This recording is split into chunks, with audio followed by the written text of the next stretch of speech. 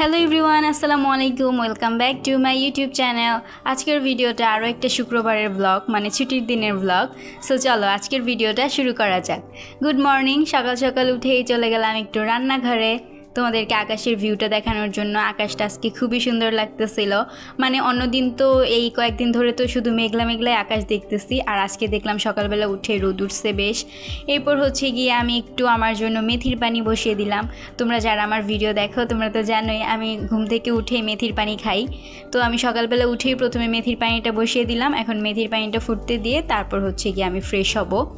এখন এটা ফুটতে দিলাম, এটাকে 5 মিনিট ধরে ফুটিয়ে তারপর ঢেকে রেখে দিব। আর এদিকে হচ্ছে আমি আম্মুর জন্য বানিয়ে নিয়েছিলাম একটু দুধ চা। আমি দুধ চা খাই না, আম্মুই খায় একা। এর জন্য আম্মুর জন্য আমি এখানে একটু দুধ চা বসিয়ে নিয়েছিলাম। এখানে আমি গুঁড়ো দুধটা ইউজ করেছিলাম, তো আজকে হচ্ছে গুঁড়ো দুধটা ইউজ করার কারণে এটা কেমন যেন একটু জমাট পেকে যাচ্ছিল। এর জন্য আমি এটা একটু ভালো করে মিক্স করে তারপর রেখে দিচ্ছিলাম।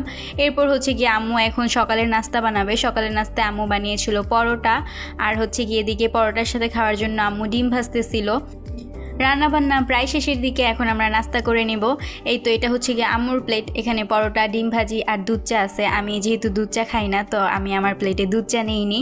এটা আমি প্লেটটা একটু সাজিয়ে একটু সুন্দর ভিডিও করতে চাচ্ছিলাম, তাই আর কি এইভাবে করে রেখেছিলাম। যাই হোক, এরপর যেহেতু গ্যাস ছিল তো আম্মু বলতেছিল যে দুপুরের রান্নাটা বসিয়ে দেওয়া যাক। আম্মু এখানে তাই মাংসটা বসিয়ে দিয়েছিল, আস্তে আস্তে হতে থাকুক, যেহেতু গরুর মাংসটা বারবার পানি দিয়ে দিয়ে কষাতে হয় এর জন্য। আর হচ্ছে আমি চলে গেলাম বারান্দাতে।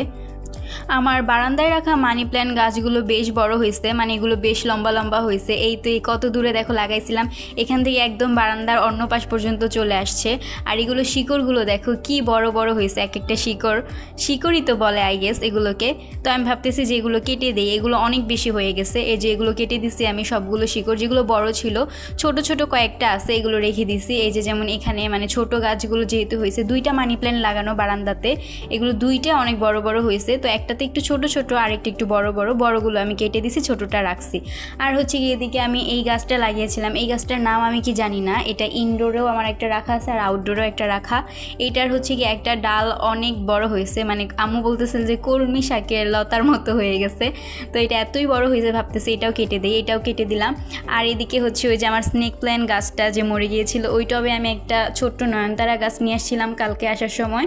তো আমি ওই গাছটা এখানে লাগিয়ে দিছি, এখন দেখা যাক গাছটা হয় নাকি। আমি তো গাছ লাগালেই সব মরে যায়। আর হচ্ছে গিয়ে এদিকে ওই যে ঘরের মধ্যে যে ইনডোর প্ল্যান্টটা ছিল এটাকে একটু বাইরে দিলাম। রোদ ছিল আজকে বাইরে যেহেতু, তো ভাবলাম যে একটু এটা রোদে দিয়ে রাখি। আর এটার পাতাও দেখতেছি নষ্ট হয়ে যাচ্ছে, জানি না এটাও মনে হয় মরে যাবে কয়েকদিনের মধ্যেই। এরপর হচ্ছে গিয়ে আমি ভাবলাম একটু হেয়ার কেয়ার করি, আর আমি আজকেও একটা প্যাক বানিয়েছি। এটাতে আমি দিয়েছিলাম টক দই, তারপর হচ্ছে গিয়ে কলা আর মেথি। আমি এখানে আজকে ডিম ইউজ করিনি, কারণ লাস্ট টাইম আমি ঠিক আগে শুক্রবারেই ডিম ইউজ করছিলাম, আর এটা ইউজ করার পর আমার চুলে এখন অনেক স্মেল হয়ে আছে।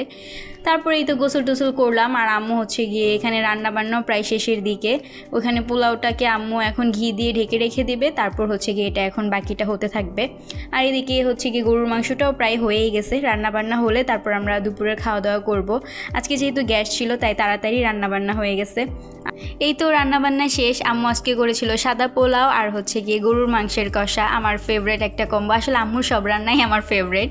তারপর এটা হচ্ছে গিয়ে পরের দিনের একটা ক্লিপ। আমার কোচিংয়ে ওয়ারেন্টেশন ছিল, আমি ওখানে গিয়েছিলাম, বিকালবেলায় ছিল। তারপর ওয়ারেন্টেশনটা শেষ করে এখন আমি আর আমার ফ্রেন্ড বাসায় চলে আসলাম। আর ওটা অনুষ্ঠান শেষের পরে হচ্ছে গিয়ে আমাদেরকে বিরিয়ানি দিয়েছিল এখান থেকে। আর হচ্ছে গিয়ে আম্মু আজওয়াতে গিয়েছিল, ওখান থেকে আম্মু বার্গার নিয়ে আসছিল আমার জন্য একটা। আর আমার যেহেতু ওখান থেকে আস্তে আস্তে অনেক বেশি লেট হয়ে গেছিলো, সো আমি এসে আগে স্টুডেন্ট পড়িয়ে নিছি, তারপর ওদেরকে পড়িয়ে এখন আমি খাওয়া দাওয়া করবো। আমি দুপুরে আসলে কোনো খাওয়া দাওয়া করে যাইনি যেদিন আমি গিয়েছিলাম ওই প্রোগ্রামে। তারপর হচ্ছে গিয়ে ওই তো বিরিয়ানিটা আমি এখন এতটাই ঠান্ডা হয়ে গেছিলো, আমি ছুটি দিতে দিতে সন্ধ্যার অনেক বেশি লেট হয়ে গেছিলো, তাই আমি এটা একটু গরম করে নিয়েছিলাম। আর গরম করে আমি এখন এটা খাবো, খাওয়া দাওয়া করবো। আজকের ব্লগটা এই পর্যন্তই। সবাই সুস্থ থাকো, ভালো থাকো, আল্লাহ হাফেজ।